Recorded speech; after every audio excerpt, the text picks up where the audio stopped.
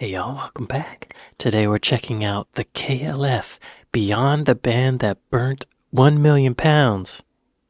Your British canon. This isn't treason, I hope. If you've heard of the KLF, It might be treason. you probably know them as the band that burnt 1 million pounds.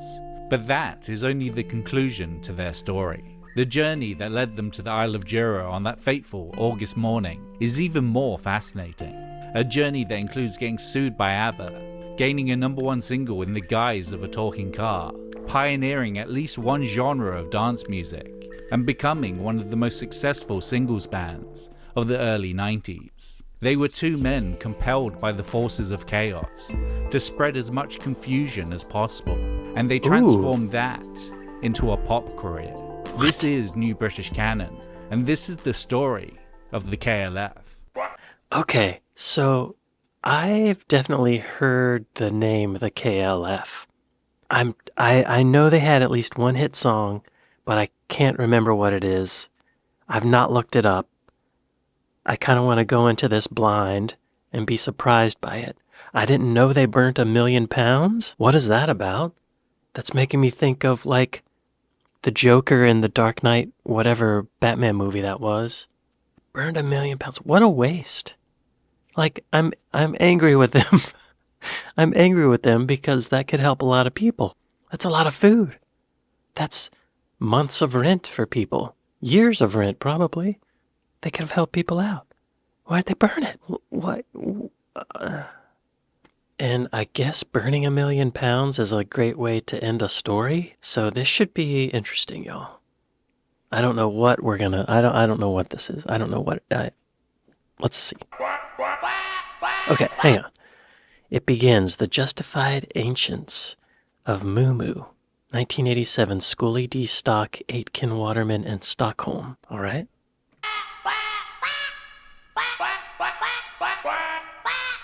On New Year's Day 1987, at the age of 33, Bill Drummond decided he wanted to start making hip-hop. He had quit his job as an A&R for Warner Music 5 months prior, disillusioned with the corporate music machine. Previous to that, he'd been the manager of Echo and the Bunnymen and Teardrop Explodes. But in the same way that The Clash and punk had caught his attention in the late 70s, the back-to-basic sounds of hip-hop, in particular Beastie Boys and Schooly D, had made him want to start anew. Okay, first of all, I love Beastie Boys. Secondly, he was an A&R guy for Warner Music Group, probably making some good money doing that. But he was disillusioned with it. And at 33 years old, he quit, and he's going to try his own hand at it. It seems like a risky move, but as an A&R guy, he kind of knows the ins and outs. He probably has a lot of powerful connections, so it's not that risky. Kind of smart, actually. Apparently it worked out, because he had $1 million to burn, or 1 million pounds to burn. I'm not surprised you're on my team. Beers came with making that green. I've never heard of Schooly D. However, he didn't want to go it alone, so he drafted in the guitarist of Brilliant, Jimmy Corti, who he knew had just acquired a sampler.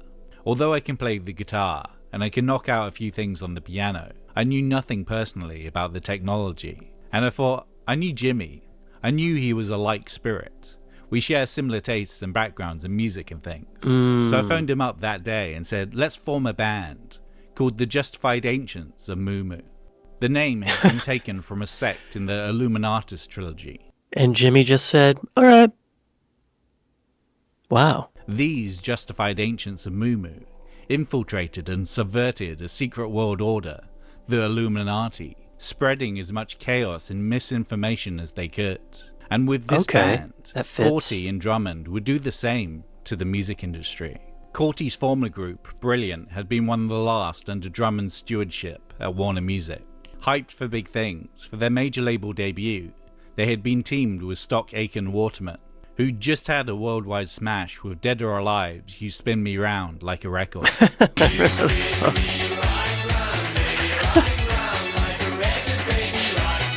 And we're now feeling the... Whenever I hear that song, I think of The Wedding Singer.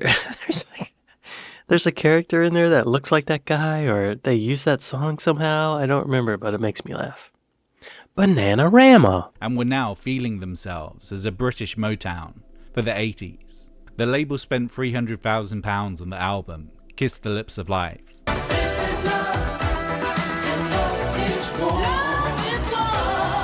And it limped to number 83 in the UK charts. Back then, just for reference, £300,000 for an album, that's just about, like, that's pretty normal, I think. And it limped to number 83 in the UK charts. But the revolutionary process of creating the record, with Corty barely playing on the thing, had lit a fire underneath him. Me and bassist Youth sat there for a year watching them make these records, They didn't play figuring out how they did the mixes and stuff. It was brilliant. We learned a hell of a lot. They were sampling like crazy, everything. Drum sounds, bass sounds, and nobody really knew they were doing that. They kept quiet about it all. Wow. The Jams would take this method and take it further, whereas stock Aiken Waterman sampled obscure beats and hooks as a complement to their high street pop confections. Drummond and Corty were going to sample whatever they wanted, with little thought for legality. In their minds, they were just recycling pop music, as well as taking from Sam Fox's Touch Me, I Want Your Body. I remember that. I remember that. Okay. And That's interesting. You know, I remember for a while there, when people first started sampling, you could do it and there were no legal repercussions. But I think by this time, in the late 80s, you had to get permission, or else you'd be sued for £1 million. But just so I have this straight in my head, these guys played guitar and bass in a band, and they made a record where there was basically no bass or guitar, bass guitar and guitar. It was all sampling. But the bass guitarist and the guitarist sat in the back of the studio and watched the producers do all this sampling, and they learned which buttons to push, probably what samples made good samples. But as a guitar player, this guy Jimmy, it was probably a whole other world to him. It probably really opened his mind. And it could have instilled some, resentment. Because he's like, this is my band, I play guitar in it, but I'm just sitting here watching you guys sample stuff. I could be playing the guitar. But no, okay. But that was the 80s, you know? That was it. I just want to point out, I remember that Samantha Fox song, and I was so young it made me really uncomfortable. It made me feel like I shouldn't be listening to this. You know? Anyway. and AIDS PSAs. Deadly disease, and there is no known cure. Oh, that's John Hurt, I This think. virus can be passed during sexual intercourse with an infected person. Sexual intercourse. Sexual intercourse. No known cure. First single, Wow. All You Need. That's really irreverent. I appreciate it. They sampled the Beatles? Can you do that? First single, All You Need Is Love, stole from the paragons of pop themselves, the Beatles. Right?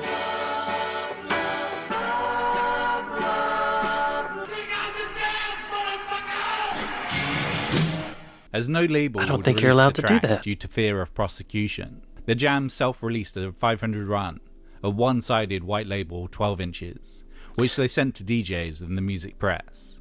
But with their identities presented as King Boy D for Drummond and Rockman Rock for Corty, they were expected to remain low-key and unknown, despite the arrogance of the sampling, with Yeah. Drummond's heavily Scottish-accented raps and Corty's sporadic beat interjections. It wasn't what could be called good. We're back again, they never kicked us out. 20,000 years of shout, with a beatbox rhythm and a shipyard rhyme, with a hunt MCs and the river Clyde. Oh, yeah. The accent reminds me of the Northern Boys. If you've not checked out the Northern Boys, be sure to check them out because they're check-outable. They're very funny. They're good rappers. And it's like Eminem raps. They're rapping about all this dirty stuff, but it's hilarious. So they sampled the Beatles, y'all. You can't do that. They will find you. They will find you and they will get their money. So they tried to do it underground. They tried to stay on the sly and just make a few little 12-inch records. I bet they got caught, y'all. I bet they got caught. Yeah, they're very crude. Yeah, all we had was like a really cheap sampler, like a Greengate sampler, and we just went in and banged it down. It was not very sophisticated at all. As fast as possible. Not nothing, you know, we were just sort of rolling around the studio laughing, throwing things in. That'll do, this'll do, that'll do, like that. As fast as...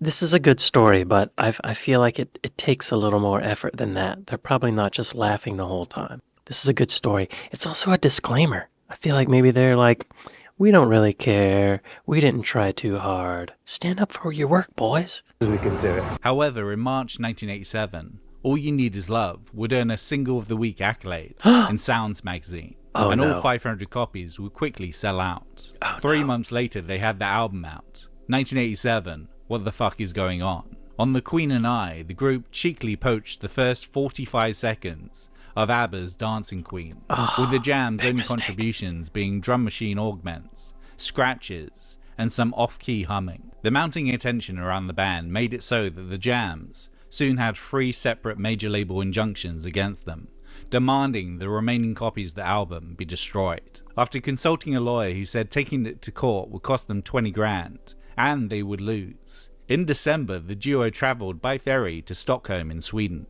in an attempt to reason with the members of ABBA Oh, themselves, no. flinging No. copies of their now unsellable album overboard as they went. Arriving at 3 in the morning and unable to find Agneta, Benny, Bjorn or Anifrid, they gave a gold disc certified for 0 copies sold to a sex worker who had a passing resemblance to Agneta and burnt the remaining copies of the album in a field. By the end of Wow. 1987, Corty and Drummond had soured on hip-hop and the justified ancients of Moo Moo. Yeah, what? Wow. They go to Sweden to talk to ABBA, and they can have a chat with them and be like, hey, y'all, look, let us sample your song. That didn't happen. So they gave a gold record and a copy of the record to a worker. I have to think that they were expecting to do something like that even when they set out to go there, you know? I don't think they really thought they were going to find ABBA. This is a stunt. This is a publicity stunt. I admire it, though. They're irreverent. We were a band that existed in the news pages of the music press, and I wanted to get away from that. Both Jimmy and I have an eternal thing of, as soon as something becomes a stable thing, or wanting to destroy it. The Rise and Destruction of the Time Lords, 1988 to 89, Doctrine the TARDIS, Ford Time Lord and The Manual. Okay. Throughout 1987, another predominantly black genre of music made itself known in the UK. It was house music, and its Mars, squelchier pump up the- Roland TB Oh, yeah. 303 powered sibling, Acid House, would take Britain's youth by storm.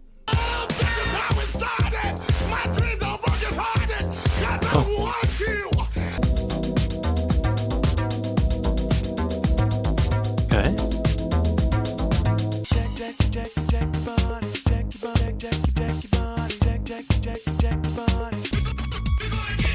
I've heard Pump Up the Volume.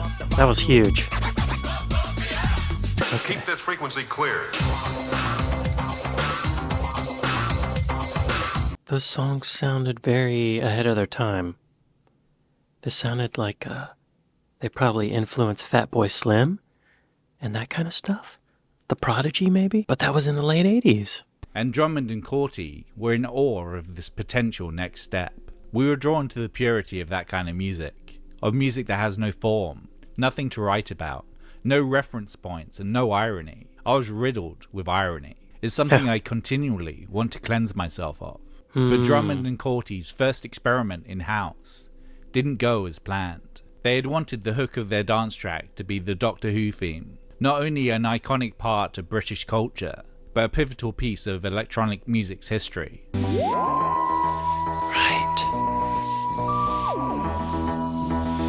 Problem was that the Doctor Who theme is in triplet time, and one of the essential elements of house is its 4-to-the-floor beat. Therefore, the only thing in their entire record collections that would fit was the double drum kit clomp of the Glitter Band from Rock and Roll Part 2, elements of Sweet's Blockbuster, and an impression of a Dalek delivering a Harry Enfield punchline. It took them 3 days to finish the track. Not until a couple of days into it did we realise how terrible it was. It was like an out-of-control lorry, you know. You're just trying to steer it. And that track took itself over, really, and did what it wanted to do. We were just watching. They knew it was a hit, but they didn't want to ruin their reputation by having their name on it. Instead, Doctoring the TARDIS was released under the guise of the Time Lords, and fronted by Corty's car, a 1968 Ford Galaxy American police cruiser, now named Ford Time Lord. What made you think that this song was going to be such a mega hit? Well, firstly, good morning to you. It's great to be here at Biggin Hill. The song was all my idea.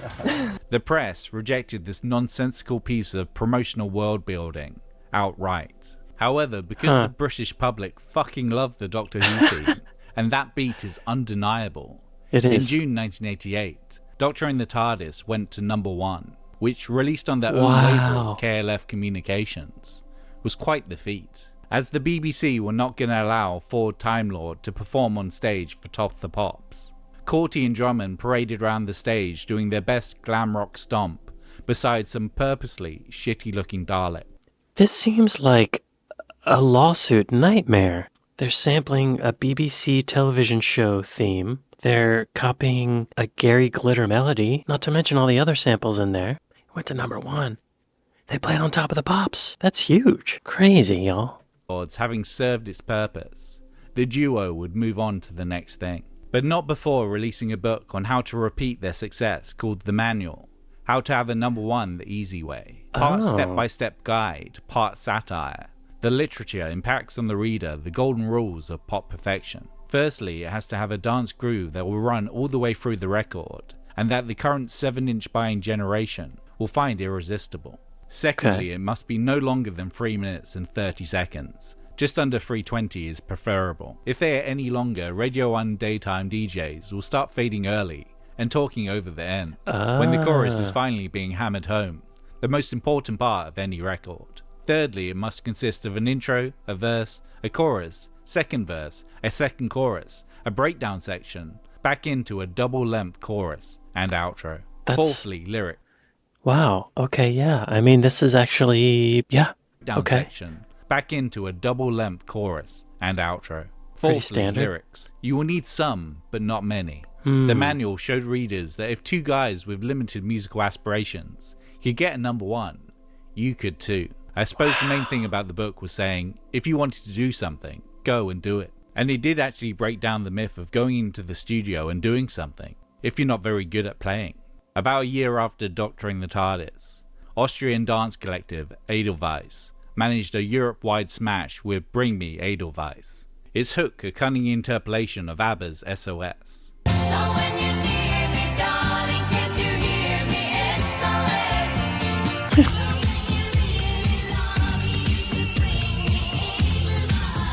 That's straight They up had taken sample. their composition technique from the manual, specifically the line, compose your music with bits you've nicked from other songs. Drummond has stated that Primal Scream's Loaded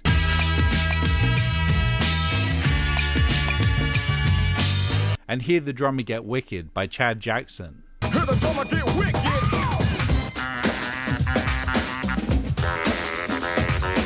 also used their methodology. Wow. It worked. Wow. So they wrote a book giving away all the secrets and kind of as a joke, but it worked. At least 2 groups got hits out of it. I think those rules are still applicable now. Interesting. The KLF Pure Trance and Chill Out, 1988 to 90. What Time Is Love, Shenanigans, and Ambient House. Are they finally the KLF now? They spent most of the rest of 1988 playing all the cheesy pop programs of Europe in aid of Doctoring the TARDIS, on occasion with soon-to-be disgraced glam idol Gary Glitter. When Drummond and Corty got back to England... So when they first used the Gary Glitter melody, Gary Glitter was not the Gary Glitter we know now, if you know what I'm saying. When Drummond and Corty got back to England, they spent $8,000 on some new gear and built their own version of Stock Aitken Waterman's hit factory, in an abandoned house Corti was squatting in. It would be known as Trance Central, and from then on their studio releases would have recorded live at Trance Central on the sleeve. Immediately after they had their own studio, they got to work on their next project. They were squatting? How do you get away with squatting? Building a studio in a place you don't own. These guys, it's like they're trying to break the rules. They're trying to go to jail. On the first day we set it up, we wrote What Time Is Love.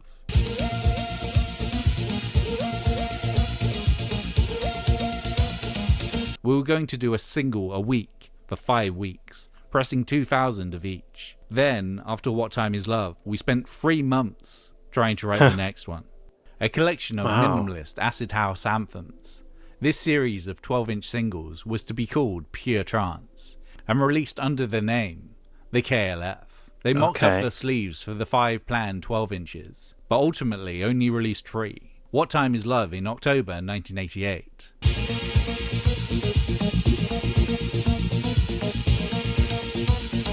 3 AM Eternal in May 1989.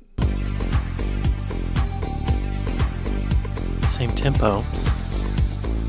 And Last Train to Trance Central remix in March 1990. Same tempo.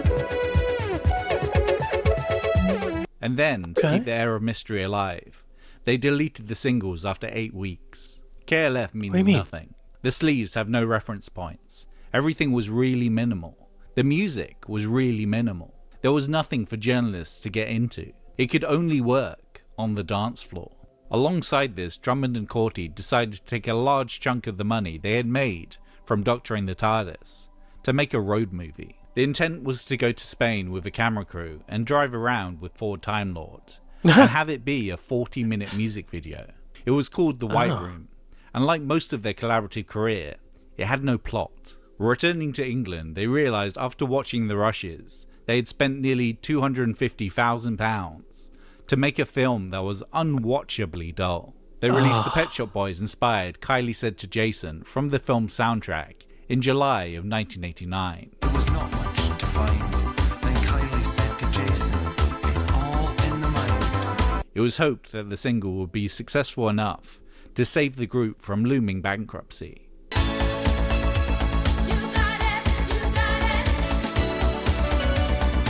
But it only charted at number 103. As a result, the whole White Room project was abandoned. But while this was all happening, Italian club $250,000 pounds filming this car driving around Spain with no plot, just music playing. Maybe get 9-to-5 jobs. But while this was all happening, Italian club DJs had gotten hold of What Time Is Love, and the time for love was now.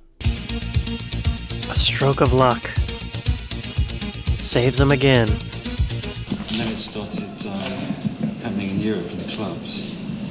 And then it started getting played in London quite a lot. And then it became a huge sort of club thing, without us really realising. We'd never even been inside a club. Monopolising on this newfound cult status, Drummond and Corti would start making public appearances at raves and clubs across the country. Despite their money woes, they showered the crowd at the Helter Skelter rave in 1989 with their fee for the night in Scottish pound notes, while other performances simply gave away the club's equipment to those in attendance. But whether the band indulged in shenanigans or not, these appearances rarely went as planned. That's theft. It was always a nightmare. I'd always start off with the best intentions, have everything set up with samplers and sequencers ready to go, and attempt to play, or at least mix live. But we were either too out of it on drugs to be able to see anything, or the equipment always broke down. So usually what I'd do is then, I'd just turn the DAT tape on, which would sound much better anyway. It was a total shambles. Half the time there was no stage. I mean, yeah, if you're a DJ, you could totally do that. Just play the recording and then pantomime mixing. No one's gonna know the difference, really? I don't think anybody cares. They're just dancing. This is strange. The group is about to go bankrupt, but they're throwing money at the crowd. Self-destruction. In downtime from the KLF, Corti had been playing DJ sets with former Killing Joke roadie Alex Patterson, in a small room in Paul Oakenfold's Land of Oz club in London. Inspired by 70s... Oh, I've heard about this Top of the Pops performance where they just play chess, sort of. They play the track that was popular, the reason that they get on Top of the Pops, but then instead of even attempting to perform it, they just play chess. I think I saw it on Top of the Pops' worst performances. Inspired by 70s electronic artists like Brian Eno and Tangerine Dream, and implementing evocative BBC sound effects. The idea was to create a tranquil musical atmosphere for those coming down from a night of partaking E. Eventually the duo named themselves The Orb, although Corti would leave after only 2 singles. The Orb had created low-key dance music without the thumping drums, what would become known as ambient house.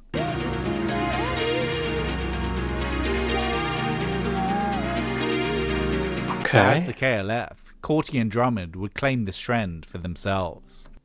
So that group, The Orb, who played chess on Top of the Pops, they had 2 songs. How did they get on Top of the Pops? There are bands fight and scrape to climb the ladder to get on Top of the Pops, and these guys are just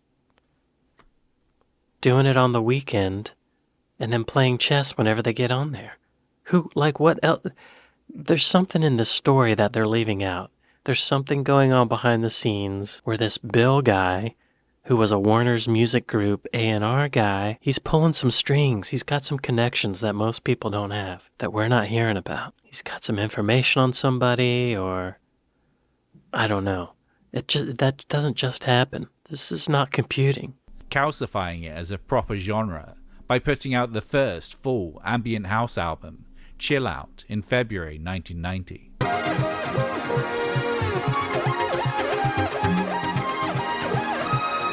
It took 3 days to make, but it was made of stuff we'd collected over a long period of time. It was jammed live here. We spent days practicing it, trying to get the samples and records lined up in the right order. Really? It was like balancing spinning plates, utilizing rail and road noise,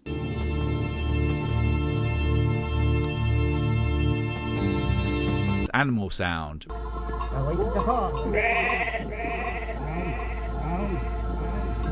radio chatter, 17-year-old Jack Axadakos was driving home to Belmore last night. and steel pedal guitar. Oh. The album is another KLF road trip, this time a nighttime drive through the Deep South, an autobahn for the 90s. The samples in this context ranging from Elvis Presley's In the Ghetto to Fleetwood Mac's Albatross, feel like the AM radio being half listened to as the scenery whooshes by. On a cold and gray Chicago morning, How much did that cost?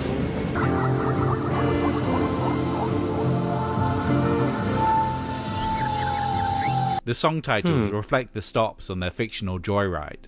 I've never been to those places. I don't know what those places are like, but in my head I can imagine those sounds coming from those places, just looking at the map. Chill Out didn't chart, but the music press heralded them as innovators in this new genre. I mean, yeah, I guess it is something nobody else had ever done. Making music for people after the club, on the way home from the club. It's a niche nobody knew was needed. Music press heralded them as innovators in this new genre. However, Corti's old DJ partner, Alex Patterson, felt cheated. KLF put the Chill Out album out, which was basically a bunch of my DJ sessions at Trance Central, which I never got credited for. That was one of the major reasons why Jimmy and I split up. It was becoming apparent to me that everything he said he'd given me, he never gave me. But as Jimmy said to me, you're never really famous until you've been ripped off. There's some truth to that, I think. So these guys, they're even sampling their buddy. Their buddy made some music and they just took it, put it out as their own. I respect the irreverence, but I don't respect the thievery, you know? Stadium House, the KLF chart takeover, 1990 to 91, Guru Josh, 3 AM Eternal, live at the SSL, and the Ritual of Mew. This is Radio Freedom. Though the rave scene had started as an underground movement, it soon became more commercialised, and more club hits were having a significant impact on the UK charts. Pump up the Europe-wide jam. smashes like their Tallow House, the Black Boxes, Ride on Time. It's starting to sound like the 90s. Or the new beat of Technotronics, Pump Up the Pump Jam. up the jam. Oh, that's all different. The beat's Served different just than as I'm much familiar as with. club tracks as something that could be played on BBC Radio 1. Dance had become pop, and with that, a lot of substandard club music became chart hits.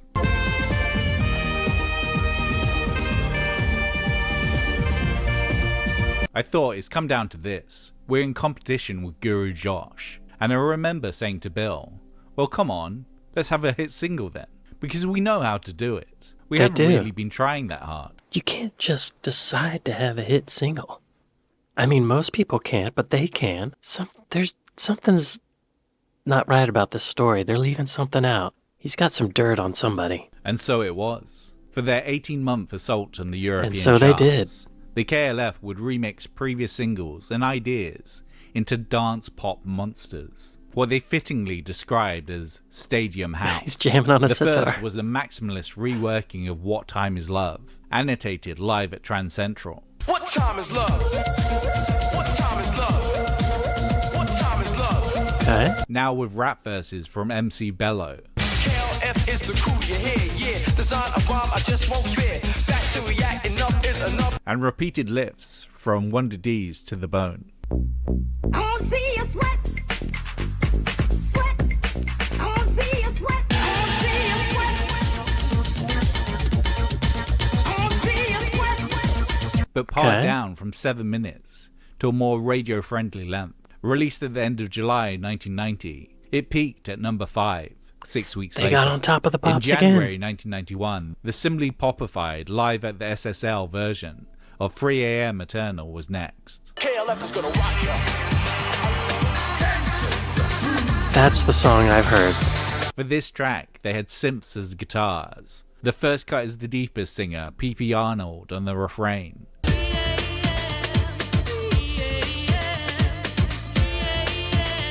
An oboe break. That's an oboe. And had roped in Ricardo de Force to deliver the braggadocious rhymes. This is the guy, when I think of the KLF, this is the guy that comes to mind. So finally I'm seeing that he's a hired rapper. He's not even in the group. Baseballistics, I'm gonna kick this hard. And you can catch it down with the crew talking about the moon. Despite being 40 seconds longer than the manual suggested was ideal, this version of 3 AM Eternal hit number 1 in the UK charts, as well as in Denmark, Finland, and on the US Hot Dance chart. Yeah. The last train to Trance Central, live from the Lost Continent, came in March 91. I don't remember that. The last pure trance single, from which the hooks have been integrated on Chill Out.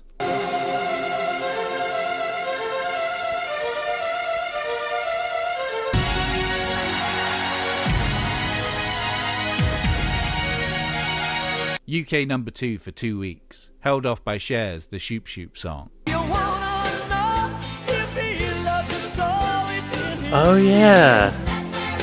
Number 1 in Greece, Denmark, and the Netherlands. The White Room album, finally completed, also went top 5 on the UK album chart. But the stress took its toll, extremely burnt out by the strain of running their own label, creating new music, and constantly needing to deliver zingy sound bites to the press. They decided they needed to cut down on the whole being interviewed aspect. They put up a wall of silence, from which further intrigue bloomed. Who were this band? They're building and a what were they doing? model. On the summer solstice of 1991, the KLF flew the world's music press to the Isle of Inlay in the Inner Hebrides off the west coast of Scotland, before being ferried to the airportless Isle of Jura. There, Drummond and Corty, dressed in military uniforms, acted as border patrol and stamped everyone's passports with the KLF logo. Then, dressing their 30 or so guests in ceremonial robes, Drummond led a pagan ritual of their own invention, orating to the assembled throng in a made-up language, while an unseen courtier operated a sound system loud enough to bother the surrounding islands. The event ended with the burning of a wicker man and a rave. As usual, no explanations were given. Okay, so on one hand, they're saying we need to do no more interviews, but a lot of their career is based on these interviews where they say crazy things and make these wild claims. They say, okay, enough of that. I'm going to take a break.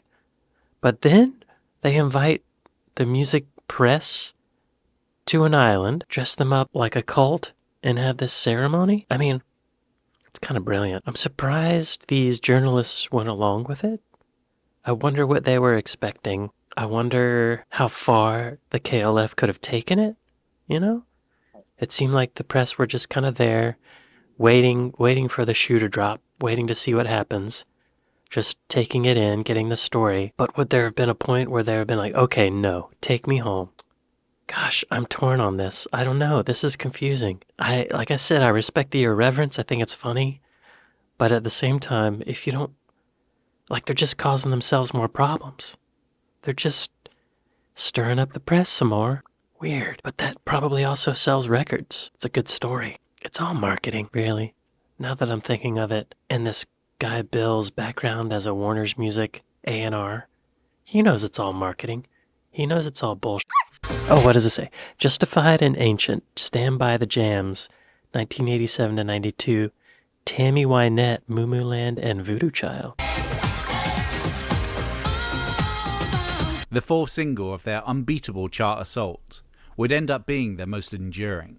The hook of Justified and Ancient had been knocking about since the beginning, appearing on Hey Hey We're Not the Monkeys, the first track on the Jam's now destroyed debut LP. We're justified and we're ancient, and we like to roam the land. Oh, that's a Since weird then, one. it had haunted their work, showing up on Chill Out,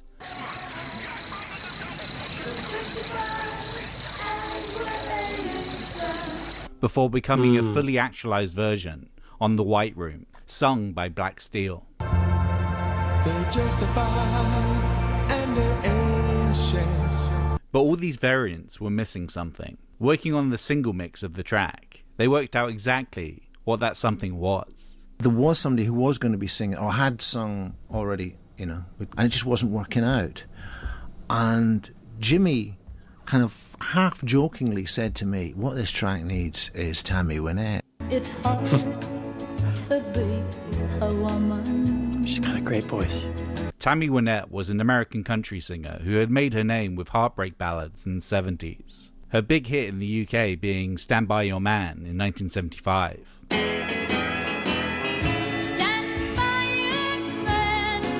Straight away, Drummond unironically recognised that Wynette's voice was indeed the absent element. Despite existing within the worlds of punk and dance, Drummond was a big country music fan. The copious use of steel pedal guitar on Chill Out had been at his insistence. Yeah.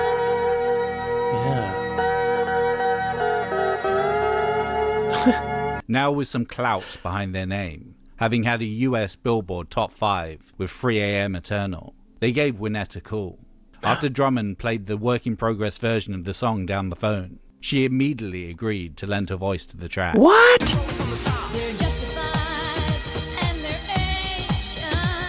I don't know why they chose me. I was apprehensive at first, but I'm really excited with the way it's all turned out. Moo Moo Land looks a lot more interesting than Tennessee.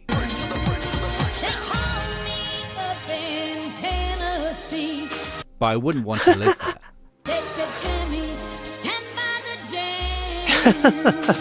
Having a guest vocalist on a house track has slowly become common practice, as producers didn't want to have to give away a portion of their publishing and potential revenue for clearing a vocal sample.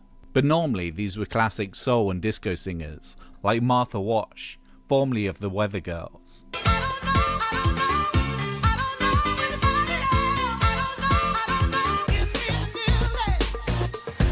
Oh, that's her too? But was adding a country singer a genre fusion too far? Unlike the onslaught of hooks that the Stadium House singles were built from, Her voice Justified and fits. Ancient, Stand by the Jams, follows a more standard pop template. Ricardo DeForce's interjections and the choral elements, all serving Wynette's vocal.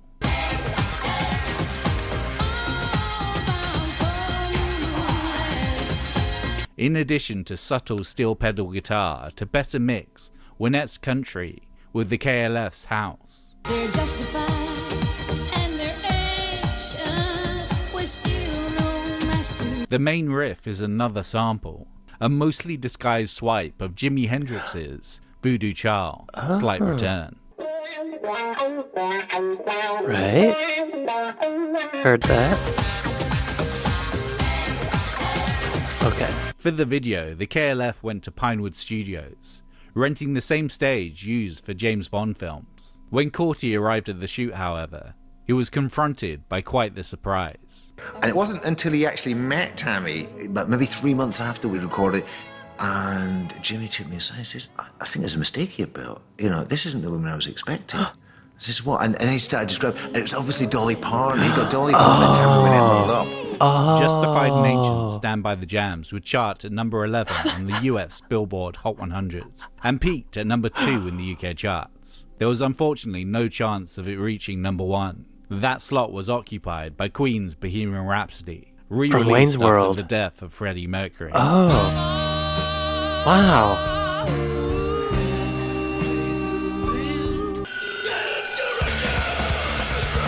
Okay.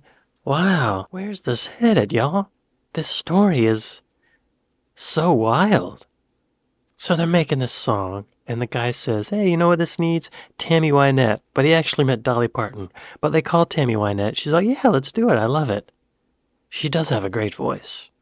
It works. And she did a song called Stand By Your Man, and the lyric is Stand By the Jams. Okay, it works. But then when they go to shoot the music video, Tammy Wynette shows up, and they were expecting Dolly Parton. I hope they didn't, let Tammy know that. I hope Tammy felt appreciated and not out of place. She deserves respect. And then the song got knocked out of the number 1 spot by Bohemian Rhapsody? Stand by the Jams would chart at number 11 on the US Billboard Hot 11. 100 Okay. and peaked at number 2 in the UK charts. Okay, there was number 2 in the unfortunately UK. no chance of it reaching number 1. That slot was occupied by Queen's Bohemian Rhapsody. I mean, Bohemian Rhapsody is a masterpiece. They re-released it after Freddie died? That seems opportunistic. It could also be seen as a celebration of his talent. We'll go with that. Oh, here we go, y'all. Burning a Million, the end of the KLF. 1992, the Brit Awards, Deleting Everything, and the K Foundation. By the beginning of 1992, the KLF should have been on top of the world. In the 18 months since the release of What Time Is Love, live at Trance Central, they had sold 2.5 million singles. In 1991, Wow. they were the biggest selling singles act in Europe, and yet they Wow. hated how readily the mainstream had embraced them. They were provocateurs, agents of chaos, not pop idols. But being one of the biggest selling acts of the previous year, the KLF were invited to open the 1992 Brit Awards with a performance of their number 1 single, 3 AM Eternal. Sick and tired of the pop game, they aimed to deliver a performance so distasteful that they'd never be asked back by anyone. They It's would gonna team with backfire. Ipswich, cross-punk band, Extreme Noise Terror,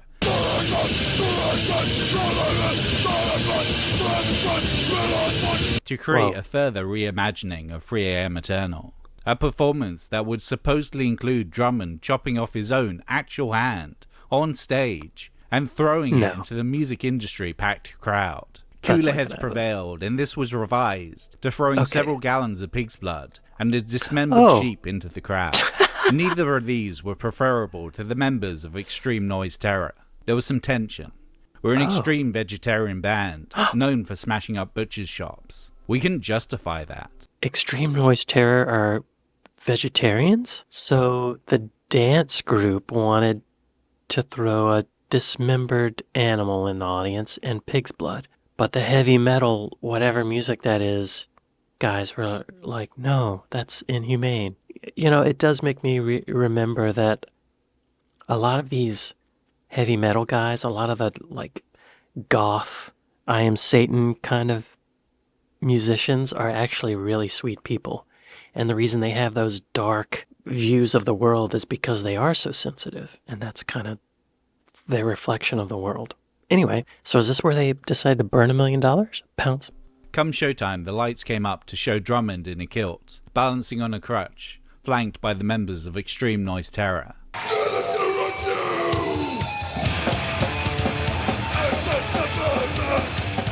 As the producers deemed their guitar sound to be offensive, the live mix was mostly a deafening cocktail of thundering bass, D-beat drums, and Dean Jones' guttural bellows, barely discernible as free air maternal. Oh, 3 a.m. The performance ended with Drummond machine gunning the crowd with blanks, and an explosion of pyro behind them. Then an announcement over the PA.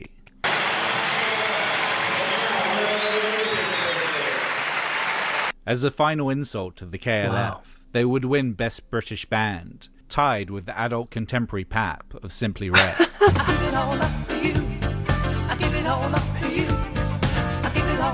Wow.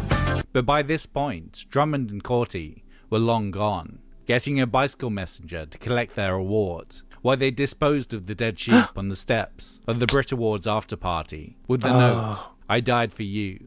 They would bury their Brit at Stonehenge. It was found by a local farmer the following year, who returned it to them. They responded by going back to bury it even deeper. And that was the end of the KLF. To further confirm their demise, they would delete their discography, so no one, in the UK at least, could buy any more of their records. Because why look back? The KLF are dead. Drummond and Corti instead became the K Foundation, not so much a musical act as a project of art terrorism. Their most famous project was returning to the Isle of Jura in August 1994, with a suitcase filled with £1 million worth of £50 notes, and burning it all in an abandoned boathouse. Why? They filmed the whole thing, and they still don't know why they did it. They don't know why. A decision that still haunts them. Yeah. A lot of people probably thought that maybe we did have a proper vision, but we didn't really. We were just making it up from day to day. Guys. However, being the band that burnt $1 million probably wouldn't be the KLF's legacy if their music had still existed. They were sampling anarchists, accidental acid house masters, pioneers of ambient house, and the best-selling singles act of 1991. They were the band who taught you how to have a #1 the easy way. And it worked. It's a lot to give away to maintain their eternal mystique. And so after almost 3 decades of being unable to get access to their music legally, in early 2021, the KLF re-released their 2 albums and a lot of the classic singles onto streaming platforms. They want that money and if back. you haven't heard any of this music before, you're in for a treat. The KLF are gonna rock ya. Are you ready? I think that's a lyric. Wow. Let me just look on iTunes.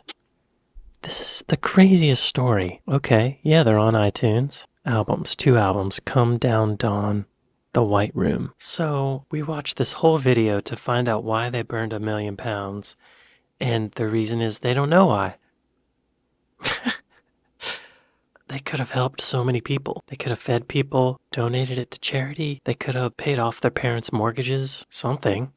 That's so sad. But I guess now that I know the story leading up to them doing that, it kind of makes sense that they don't know why they did it. They just want to cause chaos. How do they get on top of the pop so easy? That's part of what I don't understand. Like, I know a lot of talented musicians. Why them? Something's going on behind the scenes that this video is not covering. You don't just make some dance beats and then perform on top of the pops, right?